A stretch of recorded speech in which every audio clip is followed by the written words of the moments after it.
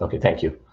So this is, a company that, many public schools in the United States were using.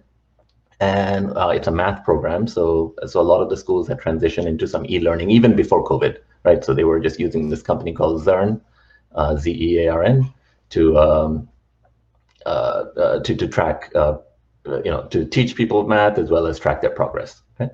So here's what's happening. So this is blue is high income, and then this line down here is the low income families, and the green is middle income. Okay. So prior to COVID, right, they were their progress. This is tracking their progress. It's all on top of each other. And then right after COVID hits, and as we move to online learning, right, there's a huge gap that emerges. So first of all, what you see is that every group drops, right? So e-learning is not seamless. It's not like we can easily replicate what we get in the classroom. And the second thing that happens is that in low-income families, the drop in mathematics progress goes up to like 60 or 70%. There's a 60, 70% drop, whereas for rich families, the drop is about 15, 20%, right? So there are these new disparities that are emerging. And the second thing I'll point out is that it's not just an income drop, there's also a racial drop, which is particularly pertinent today in the United States, that we're talking about history of racial injustice in this country, right? And what you see is in majority Black neighborhoods, the drop is like 70%. In majority white neighborhoods, the drop looks like it's about 40% in student progress. Okay? So I'm going to stop sharing now, so I can just be back on the screen. So, where I disagree with some of Justin's comments is that, he talked about the problem being about technology, right? And he gave the example of electricity, which is a really interesting example. So while the federal government in the United States did provide electricity broadly, they did not ensure that everybody had refrigerators. There was no mandate for having refrigerators. There was no mandate for having televisions or whatever, or a computer, right? So this is not something that we can just rely on, it's a single dimensional solution. This is a really complicated problem, especially in the context of Bangladesh. As I just showed you, I used the US examples for a reason. First, it's a rich country, right? It should be able to solve the problem, right? And even there, you have a huge problem, right? So now where I'd like to focus my comments on is that there are going to be huge frictions in low-income countries and lower and middle-income countries, right? That we cannot just ignore. We cannot just think about switching to e-learning without thinking about the specifics of what the constraints are, right? And so even in higher education in Bangladesh, right, in the private universities, the situation looks okay because the private universities are drawing from families that have the means to provide the children with, say, laptops or smartphones or whatever you need, right? And in public universities, this is why I'm especially happy that Dhaka University has organized this event, that in the public universities, we might have students whose parents are rickshaw pullers, right? Whose parents work in like the informal sector, right? And asking them to ensure that their children have access to the right technologies is just a non-starter. This is not where our conversation should be, right? So therefore, what I'd like us to think about is how do we innovate given those constraints, right? I really did like the Honorable Deputy Prime Minister's comments about television, right?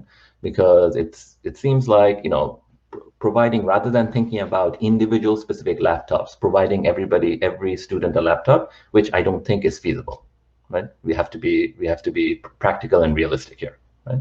So instead of models like that, maybe we should be thinking about models where there's a group of people who can, or a group of students who can cost effectively, taking advantage of the economies of scale of broadcasting events. So that's a way that we can probably cost effectively reach students, right? And I want to go further. Maybe I'm talking a lot, so I'll stop now. I don't want to give a long monotonous lecture. But one other thing I want to move our conversation towards is that the way that we are thinking about the problem right now is that we're being reactive. How do we, there's a shock that we are faced with, and we have to mitigate the negative, the adverse effects of the shock. Okay. However, maybe what we should be thinking about now is that let's use this as an opportunity. This is a new world, right? This is a new model. Maybe we should use it as an opportunity to innovate, to actually give people access, give students even from lower socioeconomic backgrounds even greater access. Students who cannot afford to come to Dhaka, students who did not, where we have very limited spaces, the number of seats in the public universities. And when our government privatized or allowed private universities to get into the business of higher education back in the early 90s, right? That was a revolutionary change in higher education in Bangladesh, right? We suddenly gave access to many, many more people than what the public university, the limited number of seats could manage, right? So similarly over here, we have another opportunity here. Maybe we can extend the access to education around the country, right? So here's one specific idea, and I'll stop, right? So once you move to technology, right? Now suddenly, the fact that I'm giving a lecture here, right, is not going to be limited to just people who are sitting in New Haven and Yale University classes, right? The fact that a very smart, creative instructor at Dhaka University gives a lecture does not need to be limited to just the people who are sitting in the classes, right? Or it doesn't have to be Dhaka University.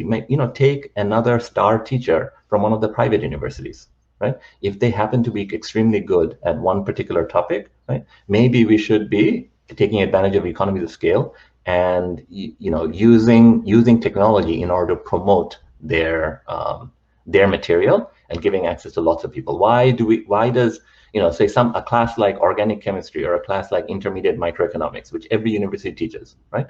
Why does every university separately have to teach that class, right? And these are the types of innovations we need, maybe paired with private universities and paired with like television stations, paired with other private sector actors in order to democratize access to education. And let me stop there. Thank you so much, sir. I'll shortly switch to Bangla for a reason that this is a question which has been coming from the students, a larger part of them. So it's to you again.